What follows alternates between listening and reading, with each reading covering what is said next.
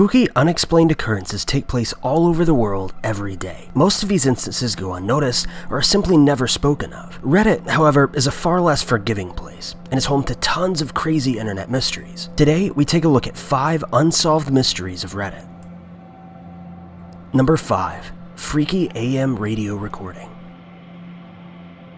In 2013, audio of an unknown origin, recorded in likely 1994 or 1995, showed up online that was allegedly recorded while a user of 4chan was flipping through stations on the AM dial in the mid-90s. Redditors argued a few different points about the audio, but mostly came to the conclusion that the spooky sounds depicted in the audio were probably an art project. Odd voices and dissonance can be heard, as well as possible whispering or chants.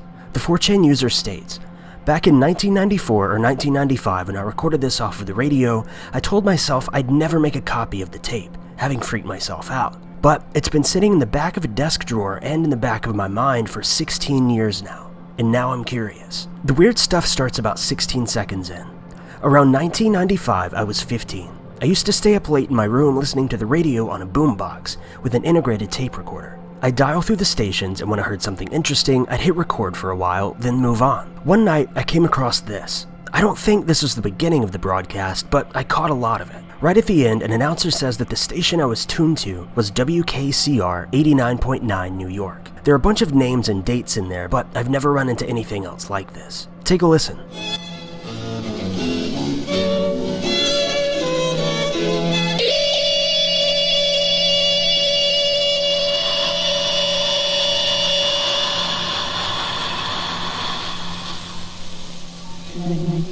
John Burns, son of John Senior Merrill, brother of Captain Chris, at the front of the senior. December 21st, 1988, Barry Valentino, son of Barry Senior G, brother of Scott, Mark, and Lisa Ann's friend, my friend, mother Anya, and mother Sally. March 17, 1988. You're tuned to WKCR FM New York, 89.9 on your dial, Colombian Music. Number 4. The Stonehenge Mystery. In 2011, Reddit users started noticing large amounts of code being dumped onto a subreddit named r/A858DE45F56D9BC9. A programmer decoded the information, which revealed a photo of Stonehenge. The user who uploaded the code used to upload chunks of code regularly, but has since fallen silent. And now, most information in code seems to have been removed completely. There are a few theories surrounding the user who uploaded the code. One being that this is all just some sort of a ruse, and a great one if so. People are following what could likely be nothing at all, but when the mood strikes this unknown Redditor's interest, he can post again, then vanish, creating even more of a buzz. Another theory is that he's just using Reddit servers to store data, though this is quite unlikely as Reddit isn't necessarily the most reliable website. Server crashes are reported almost daily, and storing data on a server requires a constant connection, and that's not something Reddit is really known for. A final theory is the possibility of this subreddit being used to recruit skilled cryptographers, though it doesn't seem like any of the decoders that have been known have ever been recruited or contacted by the CIA, NSA, or anyone else for that matter. This mystery is truly strange. Number 3. Bugged Surge Protector. A Redditor was taken aback when he discovered a SIM card and a small PCB inside of a broken surge protector that he was attempting to fix. After posting a photo of his findings online, the Reddit community helped him figure out that there was also an active microphone attached to the PCB. The user states, "For the people wondering what inspired me to open up this extension cord in the first place, I had to wait for maintenance to reset the fuse to my room, and it took them about 2 hours, so wanted to see the extent of the damage." In regards to suspicions, helicopter parents are still not ruled out. Not sure if there'd be anyone wanting to spy on my parents. Law enforcement is unlikely. I don't think I'm that interesting. I'm a student, and it seems to be something you could purchase pretty readily online. No need for any special kit. The SIM card is currently in an old phone, but no phone calls yet. I'll provide any updates on that front in here. Any more suggestions are welcome. SIM card forensic tools, or even just suggestions about where else might be a good place to look in case there's any similar devices around. The user later updated that an automated message connected to the SIM card said, "This service is now closed, and if you have voicemail, you can turn it on," which essentially hinted that the SIM card contained nothing of use. He was also unable to track down the last number that he called into the card. He also stated that he had created an online account on the website that the card was linked to, but the only information he was able to obtain was that there have been no top-ups on the account within the last 3 months. He also called the carrier, where they stated that they could not give him information regarding the incoming call log, and that a warrant would be necessary to retrieve the info, to which he responded he wasn't interested enough to obtain one. Meaning there's essentially no way to get to the incoming call logs off of the card. Number 2. Cicada 3301. Cicada 3301 is a name given to an organization that, on multiple occasions, has posted complex puzzles and what some users are calling alternate reality games to possibly recruit code breakers from the public. The first internet puzzle started on January 4th, 2012 and lasted for an approximate month. A second puzzle began about 1 year later in January of 2013, and a third puzzle followed that, being posted on Twitter January 4th, 2014. The assumed intent was to recruit intellectually gifted individuals by presenting a series of puzzles which were to be solved or decoded one after another in order to find the next. No new puzzles were posted on January 4th of 2015.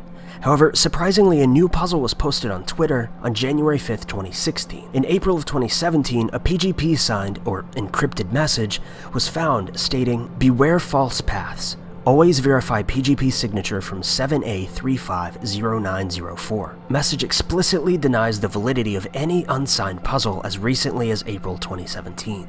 The puzzles continue to focus mostly on data security, cryptography, and steganography. It has been called by many the most elaborate and mysterious puzzle of the internet age, and is labeled as one of the top 5 eeriest unsolved mysteries of the internet by the Washington Post, and much speculation exists as to its purpose. Many have speculated that the puzzles are a recruitment tool for the NSA, CIA, FBI, or some cyber mercenary group. While others have claimed Cicada 3301 is an alternate reality game, the fact that no company or individual has taken credit or tried to monetize it, combined with the fact that no individuals that solve the puzzles have ever come forward, has led most to feel that it's not. Puzzles continue to be released, and likely will be for many years to come. But the mystery remains. Who or what is behind Cicada 3301? Number 1. The Box of Crazy.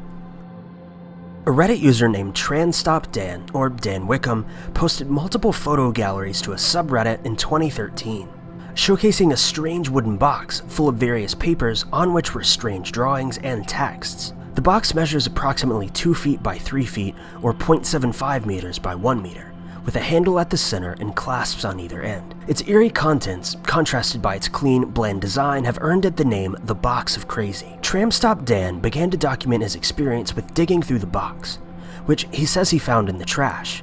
Inside, he found beautifully hand-drawn posters, illustrations, maps, mechanical drawings, personal belongings, and a handwritten note that appears to be about an extraterrestrial invasion, or some kind of government cover-up. Most Redditors came to the conclusion that the creator of the contents was obsessed with the book of Ezekiel from the Bible, and that he was likely schizophrenic.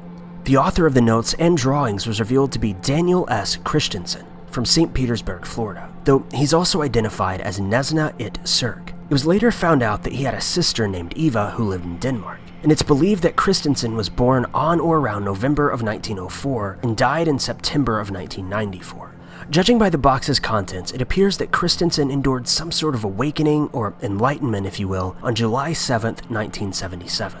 A note entitled The Tampa Bay Observation seems to have arranged all of his previous ideas regarding UFO invasions, the biblical book of Ezekiel, and unusual weather patterns into a single drawing, which you can see on screen. While the drawing may initially seem like an acid trip or just general nonsense, it turns out that what Christensen depicted had a surprisingly down-to-earth explanation. On the same day that a tornado traveled across Pasco County, it seems very likely that Christensen caught sight of a laser art show being projected onto the cloudy skies of St. Petersburg Port, spurring his already flourishing imagination and leading him to draw this spectacular piece.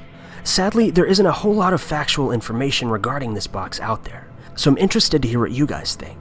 Is there some sort of underlying meaning to the box's contents, or is it all just some sort of over-the-top collection of fictional notes and drawings? I'll leave a link in the description if you'd like to check out the full gallery of photos.